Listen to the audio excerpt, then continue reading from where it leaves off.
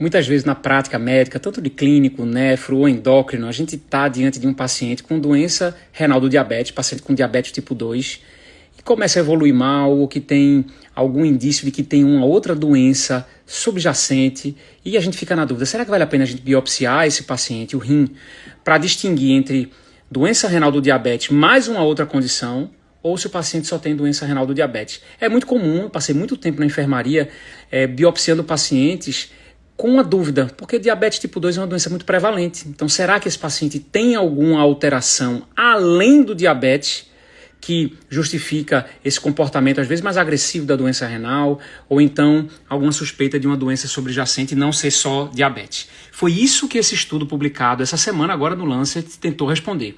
Esse estudo tentou fazer um diagnóstico de doença renal do diabetes através de deep learning, utilizando imagens da retina, no estudo populacional, para tentar fazer uma estratégia não invasiva, ou seja, não precisar da biópsia renal para dar esse diagnóstico através do deep learning, ou seja, de uma inteligência artificial que foi treinada para distinguir o exame da retina e saber se esse paciente tem só diabetes ou tem doença renal não diabética associada. Esse estudo foi um estudo multicêntrico, utilizou mais de 700 mil pacientes com diabetes na China, no Reino Unido, no Sudeste Asiático, na Austrália, e tentou ver nos pacientes sabidamente com doença renal não diabéticas, diagnosticado por biópsia, quais eram os achados que os diferenciavam.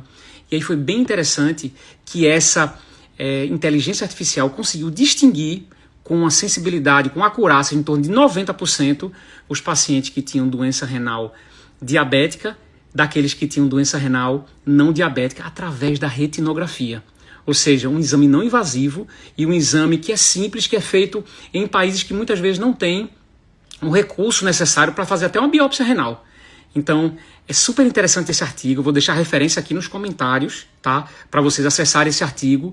E veja que interessante, aqueles pacientes que não tinham doença renal do diabetes, eles tiveram um pior prognóstico, tiveram uma pior evolução da taxa de filtração glomerular. Então vale a pena dar uma checada, vale a pena aqui manter-se atualizado aqui no Nefratual. Segue a gente, acompanha, compartilha esse vídeo se você achou interessante.